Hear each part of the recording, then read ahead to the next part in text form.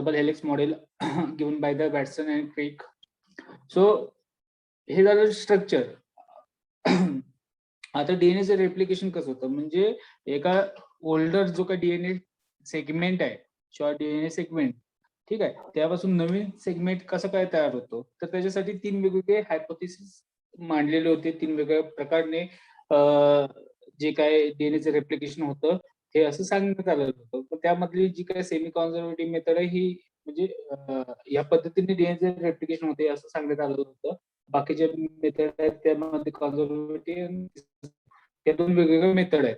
So DNA replication. So Watson and Crick proposed that the DNA replication in which the 2 strands of DNA means 2 strands आपण बघितलेले होते, 2 strands DNA ला double standard DNA असतो, त्यामध्ये 5 prime to 3 prime अशी एक stand alternatively त्याच्या बाजूला जी काय जॉईन असते, दुसरी स्टँड ती असते अपोजिट डिरेक्शनला 3 प्राइम टू 5 प्राइम. ठीक आहे, असे अँटी पॅरलल वेन 2 स्टँड एकमेकांना बाइंड होतात थ्रू द हायड्रोजन बॉन्ड्स. जे काही न्यूक्लिक ऍसिड जे काही आहेत प्युरिन्स अँड पिरॅमिडिन्स, त्यांना ते अटॅच होत असतात आणि त्यांचं बॉन्डिंग पॅटर्न पण बघितलाय. ऍडेनिन जो असतो तो थायमिनलाच अटॅच होत असतो, त्याचप्रमाणे ग्वानिन असतो तो सायटोसिनला अटॅच होत असतो. ठीक आहे, त्याचं पर्टिक्युलर तोच पॅटर्न असतो. ओके, तर हे रेप्लिकेशन होताना कसं होतं, तर हे जे काही सांगितलेलं आहे रेप्लिकेशन सेमी कॉन्झर्वेटिव्ह मेथड मध्ये, त्यामध्ये जे काही एक जुनी जी स्ट्रँड असते त्यालाच नवीन स्ट्रँड, नवीन तिथे डीएनए जे काय असतात न्यूक्लिक प्युरिन्स आणि पिरॅमिड्स तिथे ऍड होतात आणि तिथे त्यांची जी काय स्ट्रँड असते ती एक्सटेंड होत जातात, नवीन स्ट्रँड तिथे तयार होते, म्हणजे त्याचं रेप्लिकेशन होतं, त्याचं मल्टिप्लिकेशन होतं. Okay, so the 2 strands of a DNA molecule separate after the breakage of the hydrogen bonds. जे काही जुन्या स्ट्रँड्स असतात 2, त्यांच्यामध्ये जे काही हायड्रोजन बॉन्डिंग असतं ते ब्रेक होतात, त्यामुळे ते सेपरेट होतात. And each strand act as a template.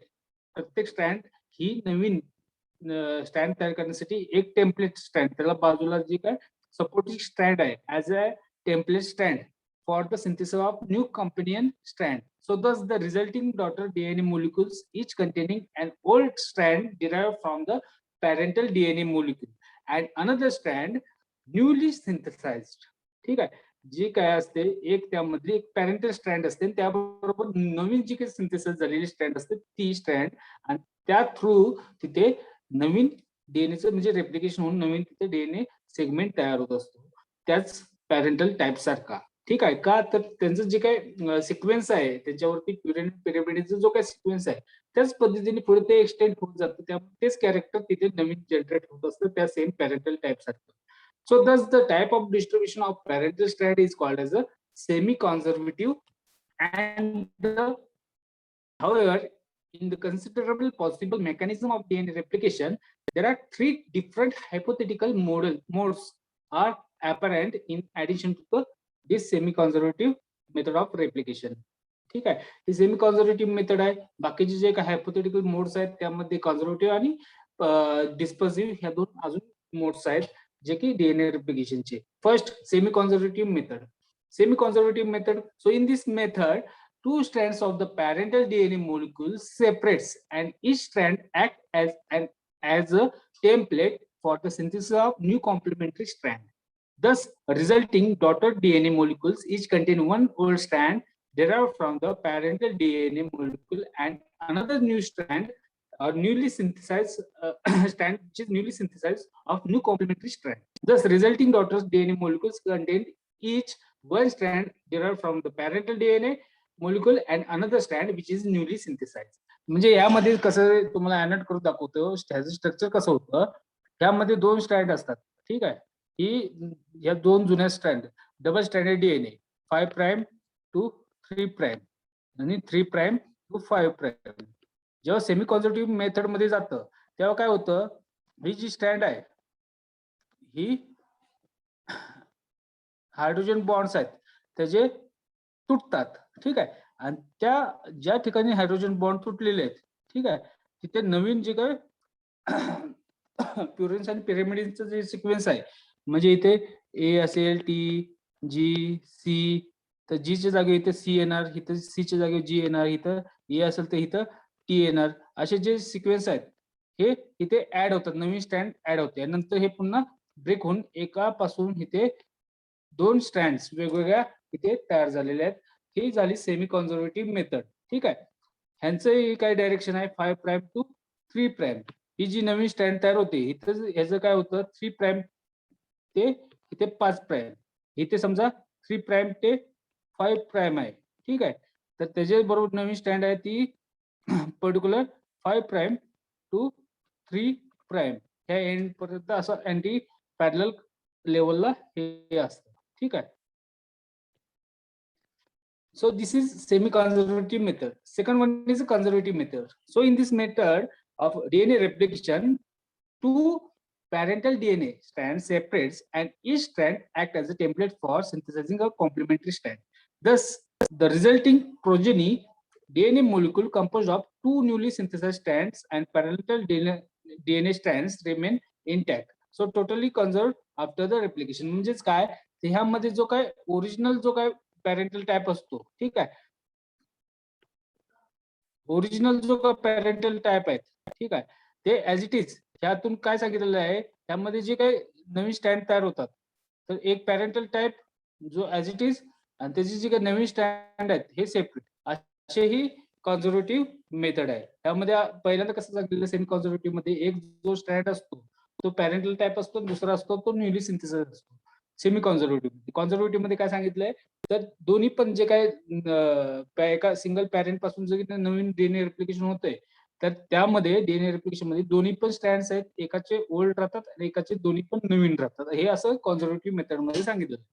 नंतर जी काय ती डिस्पर्सिव्ह method. So in this dispersive method, a segment of the parental strands and a particular progeny or a nascent strand become interspread through some kind of fragmentation and synthesis and rejoin processes. त्यामध्ये काय तर जे काय parental type आहेत particular parental type आहेत त्या parental type मध्ये cutting होतात.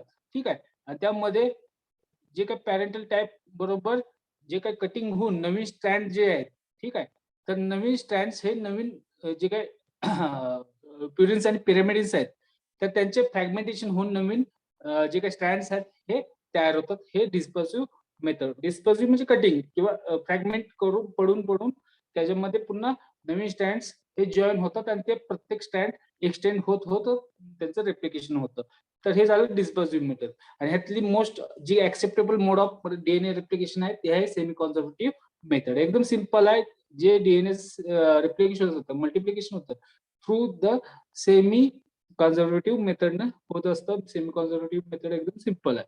देन फॉर दिस पर्टिक्युलर हे डीएनएचं रेप्लिकेशन सेमी कॉन्झर्वेटिव्ह मेथडनं का म्हणजे होतच कसं काय तर त्यासाठी एक एक्सपेरिमेंट घेतलेला होता by the scientist Nelson and Stell.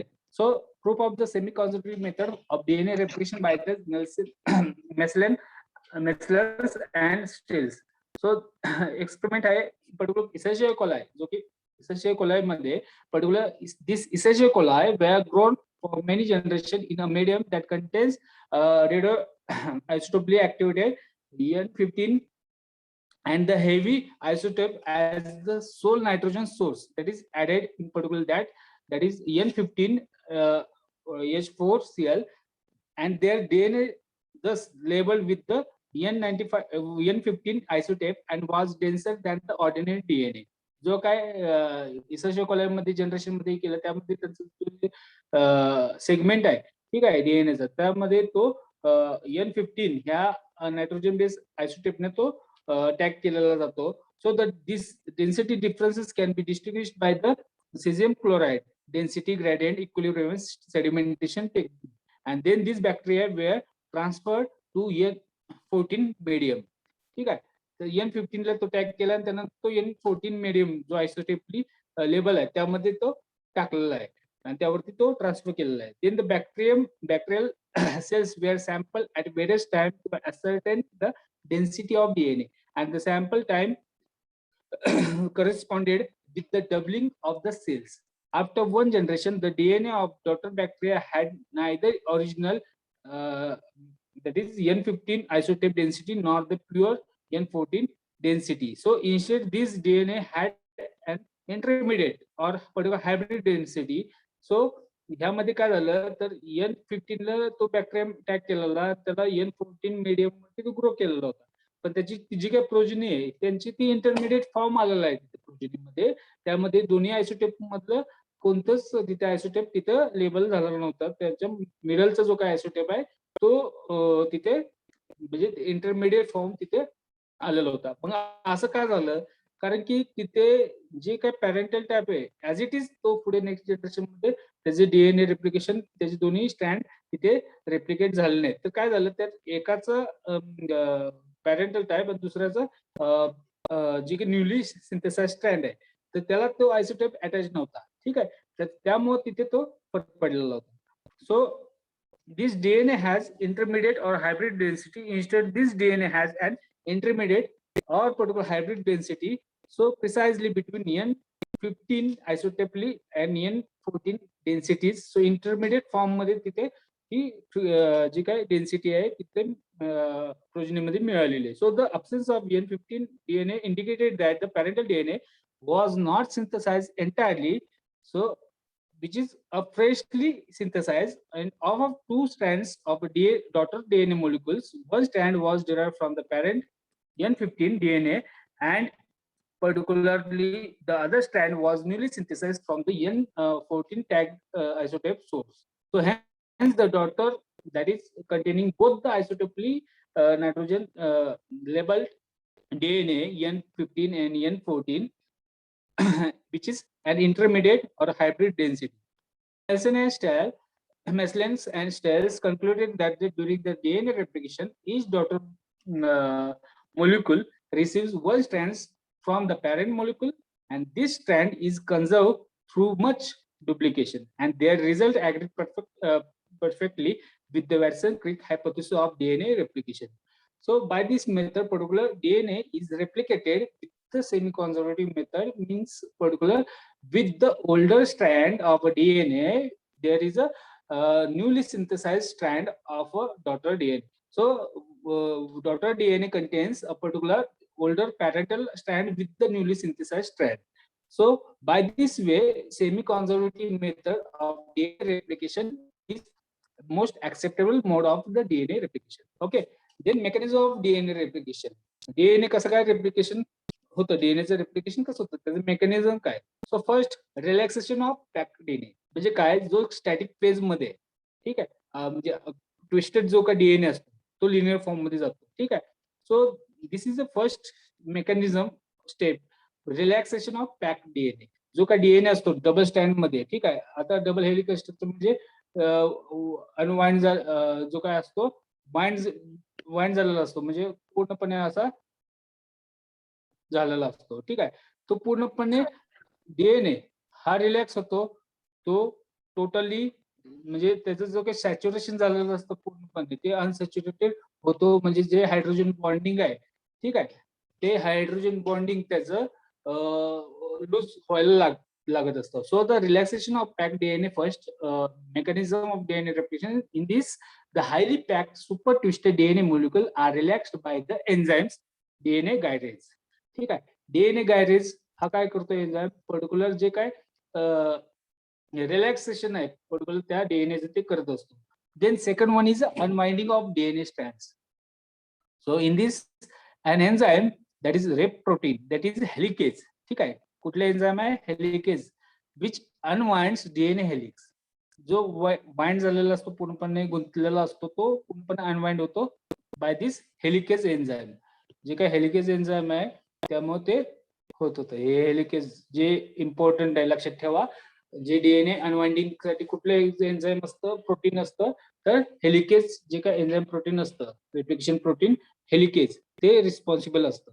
So which unwinds the DNA helix and the unwinding is powered by the hydrolysis of ATP.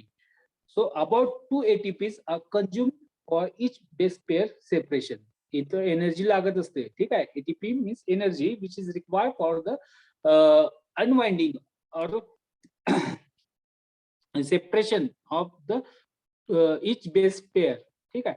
So the separated strands are stabilized by the double S binding proteins. That is SS binding means in different forms of binding proteins. So these are required or separated strands are stabilized by this SS proteins. म्हणजे आता हे जे unwind झालेले जे protein आहेत, ठीक आहे, helicase मुळे जे अनवाइंड झालेले प्रोटीन्स आहेत, हे स्टॅबिलाइज व्हायला त्या लेवलला तिथे हे प्रोटीन कामाला येतात. म्हणजेच काय, हे दोन स्ट्रँड्स आहेत, हेलिकेज मुळे ह्यांच्यात जे हायड्रोजन बॉन्ड्स आहेत हे लूज होऊन त्यांचा सिक्वेन्स हा चेंज होऊ नये म्हणून स्टार्टिंगला यांचे जे काही एंड्स आहेत, एंड्सला इथे जे यस आणि यस हे जे काही बाइंडिंग प्रोटीन्स आहेत, हे दोन्ही प्रोटीन्स तिथे अटॅच होतात आणि जेणेकरून त्यांचं जे काही स्ट्रँड्स जे काय अनबॅलन्स म्हणजे अनस्टेबल झालेले आहेत, त्या तिथे स्टॅबिलाइज करण्याचा प्रयत्न करतात through this SS binding protein. So second mechanism of the DNA replication is the unwinding of the DNA strands. Then third one is a DNA polymerase. आता DNA polymerase खूप महत्वाचा पार्ट आहे DNA replication मध्ये. So new DNA strands is synthesized by the enzyme DNA polymerase.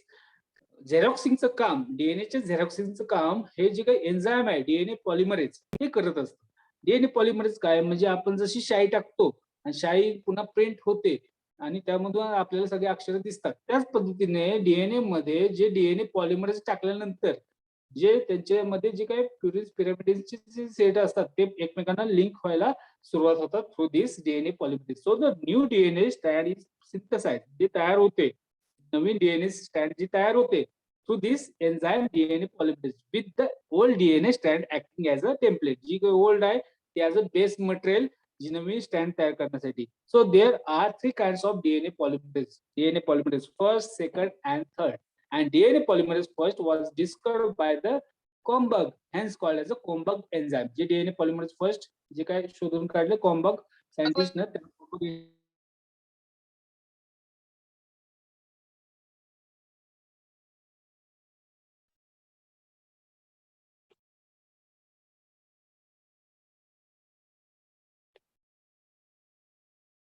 Then next, DNA polymerase second and third were later discovered by the De Lucia and Keynes, and the catalytic rates of the three enzyme differs. Means catalytic म्हणजे जे काय एका वेळेस जे काय copy करायचं जो आपण स्पीड म्हणतो, ठीक आहे, तसा तो speed 10 nucleotide per second are added by the polymerase first, 0.5 per second by the polymerase second, and 15 per second by the polymerase third.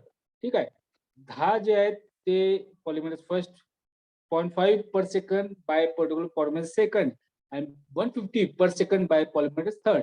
त्यामुळे जे काही डीएनए रेप्लिकेशनचं जे काही फास्ट काम होतं ते पॉलिमरेज थर्ड न होतं, त्यानंतर पॉलिमरेज फर्स्ट आणि एकदम स्लो होतं ते पॉलिमरेज सेकंड. ठीक आहे, म्हणजे स्पीड जो काय रेप्लिकेशनचा काय जो काय स्पीड आहे तो त्या वेगवेगळ्या जे काही डीएनए पॉलिमरेज आहेत जे फर्स्ट, सेकंड, थर्ड त्यानुसार त्यांचं replication होत असतं. So DNA polymerase first catalyzes the step by step addition of the deoxyribonucleotides units to form a DNA chain. deoxyribonucleotides म्हणजे काय, DNTP, ठीक आहे, म्हणजे DATP, DNTP, DATP, DTTP, नंतर DGTP, GCTP म्हणजे काय, सायटोसिन, ॲडेनिन, थायमिन आणि गुआनाइन ह्यांचे डिऑक्सी सेपरेट जे केमिकल्स असतात, ठीक आहे, जे सेपरेट न्यूक्लियोटाइड्स असतात ते त्या पोझिशनला अल्टरनेटिव्हली म्हणजे ज्याच्या गोल्ड स्टँड वरती ॲडेनिन जर असेल तर त्याच्या तिथे DTTP जो आहे डिऑक्सिरायबोन्यूक्लियोटाइड तो तिथे अटॅच होतो. मग असे जे काही युनिट्स आहेत हे एका सिक्वेन्स मध्ये म्हणजे ज्या अपोजिट जे ओल्डर स्टँड आहे पॅरेंटल स्टँड तर त्याच्या बरोबर जी काही नवीन स्टँड तयार होते तर ओल्डर स्टँडवर जसा सिक्वेन्स असेल त्या पद्धतीने इथे DNTPs तिथे ऍड होत जातात, चिकटत जातात आणि नवीन नवीन सिक्वेन्स तसा वाढत जातो, एक्सटेंड होत जातो. ठीक आहे, तर अशा पद्धतीने जी काय चेन आहे पूर्णपणे डीएनएची ती बनत जाते through this DNA polymerase. So it adds deoxyribonucleotides to the 3' hydroxyl terminal of a pre-existing DNA or the RNA strand. So that is a primer chain with the 3' hydroxyl group, that is OH group, is required for the action of DNA polymerase first. So in other words, DNA polymerase cannot initiate the DNA chain but only elongates the chain. DNA polymerase chain काय नवीन तयार करत नाही. काय होतं actual जिथे जे S proteins असतात ते थोड्या काळासाठी ते स्टेबल करतात आणि त्यानंतर जे DNTPs आहेत त्या तिथे ऍड होतात. जर तिथे अवेलेबल असतील तर तिथे ऍड होतात आणि ह्या DNA पॉलिमरेज हे ते ऍड करण्याचं काम करत असतात. पण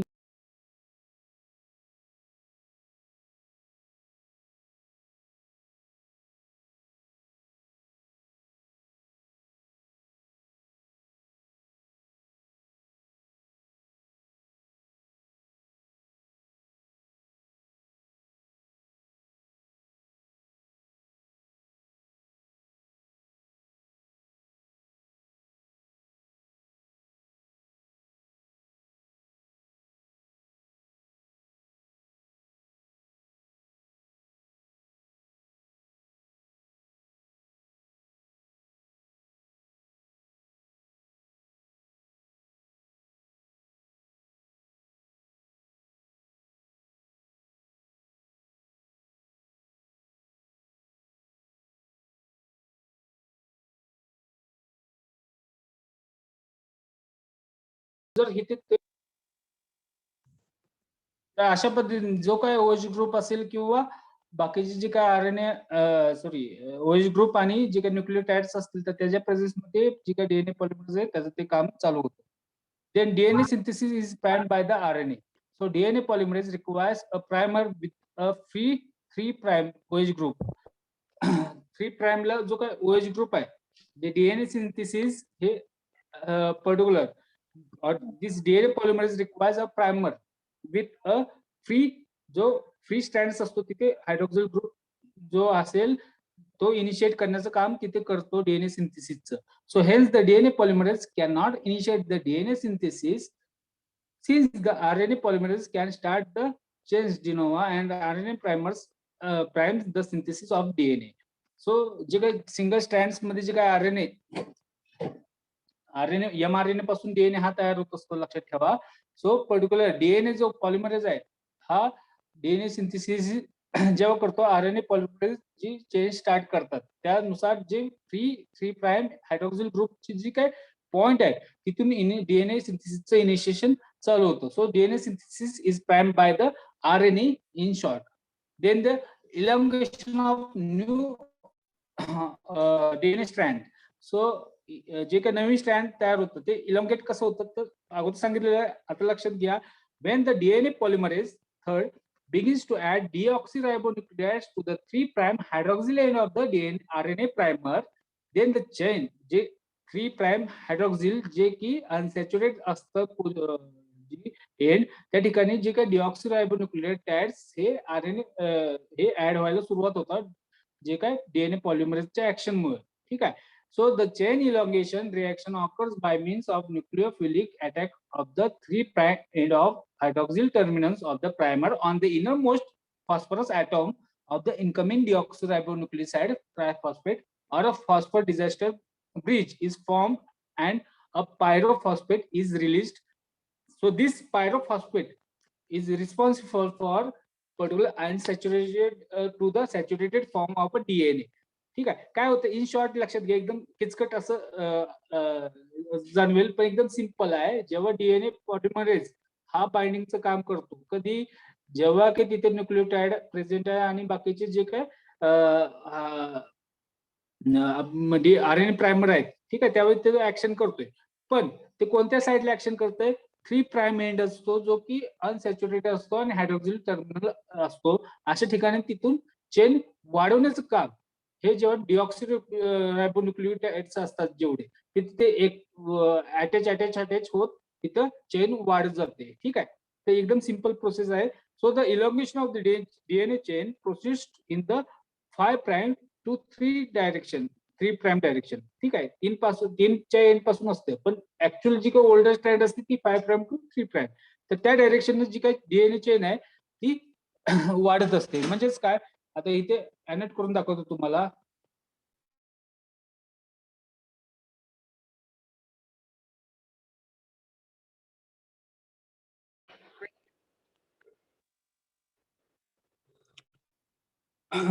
So by this, the polymerization is process that is many nucleotides are added without the release of enzyme from the template. एकाच वेळी बरेचसे असे न्यूक्लियोटाइड ऍड होतात आणि बरेचसे ऍड झाल्यामुळे तिथे न्यूक्लियोटाइडची जी काही ऍडिशन झाल्यामुळे तिथे चेन जी काही डीएनए ची असते ती वाढत असते. So the DNA polymerase catalyses the formation of phospho diester bond only if the base on the incoming nucleotide is complemented to the base असला पाहिजे. जे काय जो येणारा जो काय न्यूक्लियोटाइड आहे तो कॉम्प्लिमेंटरी असला पाहिजे. जो ओल्डर स्ट्रँड आहे पॅरेंटल स्ट्रँड आहे त्याबरोबर. म्हणजे पॅरेंटल स्ट्रँड वर ए असेल, डीएनटीपी मधला न्यूक्लियोटाइड मधला ए असेल, ऍडेनिन असेल, तर त्याचा जो काय येणारा स्ट्रँड आहे तो थायमिनचा जो काय न्यूक्लियोटाइड असेल तोच तिथे अटॅच होणार आहे. गायनोसिल किंवा सायटोसिन हे तिथे अटॅच होणार नाही. जर तिथं ग्वानिन असेल तर तिथं नवीन जो येणार आहे स्ट्रँड तो सायटोसिनचा असणार आहे. मग तो काय म्हणजे कॉम्प्लिमेंटरी असला तरच तिथे टेम्पलेट स्ट्रँडचा जो काय आहे तिथे ते ऍड होणार आहे. So thus the DNA polymerase is the template directed strand. Then the proof reading by the DNA polymerase first. So the DNA polymerase first have first 5 prime to 3 prime polymerase activity, then 3 prime to 5 prime exonuclease activity and 5 prime to 3 prime exonuclease activity. आता एक्झोन्यूक्लियस activity म्हणजे काय? So function of 5 prime to 3 prime exonuclease activity means step by step addition of nucleotides in the chain elongation. जेव्हा chain वाढत जाते तेव्हा एका मागोमाग एक न्यूक्लियोटाइड ते ऍड होतात, त्याला एक्झोन्यूक्लियस ऍक्टिव्हिटी म्हणतात. Then the function of 5 prime to 3 prime polymerase activity. Polymerase activity means DNA repair, removal of the DNA segment damaged by the URS and removal of RNA primer which are used in the DNA synthesis happening in this polymerase activity. ठीक आहे. जी काय 5 prime to 3 prime या एक्झोन्यूक्लियस activity मध्ये काय होतात तर nucleotides add होतात 5 prime to 3 prime आणि 5 प्राइम टू 3 प्राइम जी काय पॉलिमरेज ऍक्टिव्हिटी असते त्यामध्ये जे काय डॅमेज डीएनए सेगमेंट आहेत ते निघून जातात आणि आरएनए प्राइमर्स जे आहेत ते डीएनए सिंथेसिस होण्यासाठी ते निघून जातात. हे 5 prime to 3 prime polymerase activity. आणि 3 prime to 5 prime exonuclease activity असते. So this is used for the proofreading and editing function. जी काय उलटी जी काय प्रोसेस असते. ठीक आहे. So this is a sixth mechanism, proofreading by the DNA polymerase first. Then the seventh mechanism step is a continuous and discontinuous synthesis of DNA strand. मग continuous म्हणजे एका level मध्ये एका एकसारखं जे काही डीएनए स्ट्रँडचं सिंथेसिस आहे ते होत राहतं आणि डिस्कंटिन्युअस म्हणजे फ्रॅगमेंट मध्ये होत राहतं. जरा झालं की बस स्टॉप होतं तिथं. मग नंतर जेव्हा ते अनसॅच्युरेटेड होतात तेव्हा ते पुन्हा स्टँड हे पुन्हा ते तयार व्हायला सुरू होतं. So this is about the DNA synthesis by this and this DNA synthesis mechanism. ठीक आहे. ठीक आहे. आपण नेक्स्ट बघूया RNA synthesis. RNA means what. Next महत्वाचं म्हणजे याचे काय आरएनए टाईप कुठले आहेत? एमआरएनए, आरएनए, एमआरएनए, टीआरएनए आणि पुन्हा बाकीचे काय फंक्शन आहेत ते बघूया. त्यानंतर पुढचा जेनेटिक कोड हा टॉपिक राहील. ठीक आहे. ठीक आहे. व्हिडिओ ऑन करा, मी अटेंडन्स घेतो.